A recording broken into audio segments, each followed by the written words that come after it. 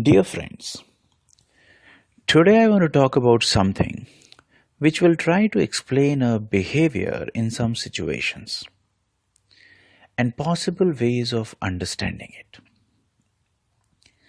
Understanding is important because I believe we can overcome and transform any situation if we understand the root of it. So, real power lies in understanding. If I ask you to tell me one single way by which all of us want to behave, and one single way by which we hate to behave, I think the most common answer would be that we want to behave in a loving and peaceful way, and we hate to behave in anger. And that is what we expect from others as well. But unfortunately, we see that most of the people are exercising anger in different situations, including us. So if you go and ask that person, then most likely he will say that he did not want to be angry, but he had to. And if you further talk to him about the reason of his anger, then he will blame it on the other person or the situation which demanded him to be angry. These look very valid excuses, but I have a different take on this. I believe what is inside will eventually come out no matter how hard you try it. And these situations and people around us are just the windows of those opportunities when you are not able to hold the layer which hides it. Let me take an example to explain it.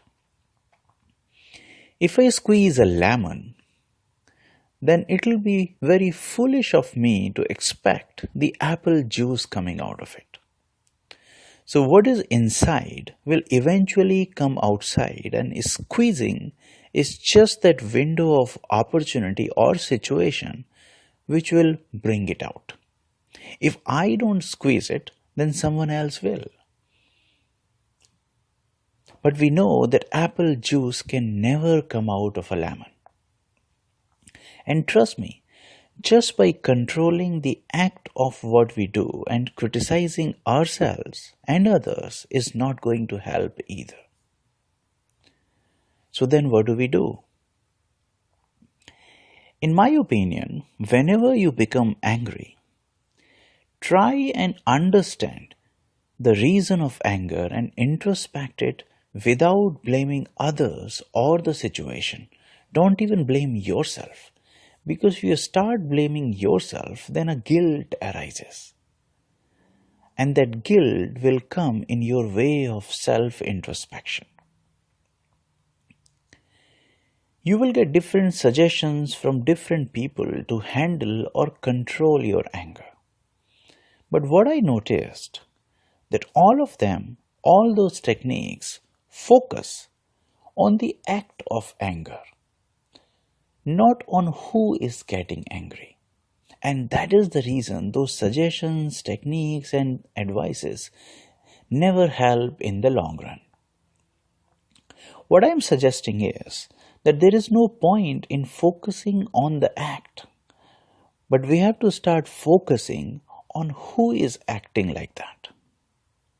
Because if that person is not transformed, then eventually he or she will act like that. You can't control your behavior forever. Let me take an example to explain it. Why these techniques do not work. If you have a tree in your house and you do not like its fruits because they are bitter in taste, so what do? You keep plucking those fruits and wait for new fruits to come and hope they will be sweet.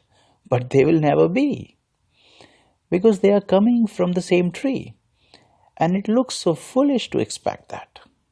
But that's exactly what we do when we try to control our anger or any habit we want to change for that matter. We will never be able to, because they are coming from the same person. So if you need sweet fruits, then you have to plant a new tree in your house which bears sweet fruits. So I leave you with that thought and encourage you not to focus on the act, but to focus on who is acting, and invite you to plant new seeds within you and nurture that with love for yourself and let it grow. So friends, please comment and let me know if you agree or disagree with these thoughts. Hit the like button if you liked, or dislike if you disliked.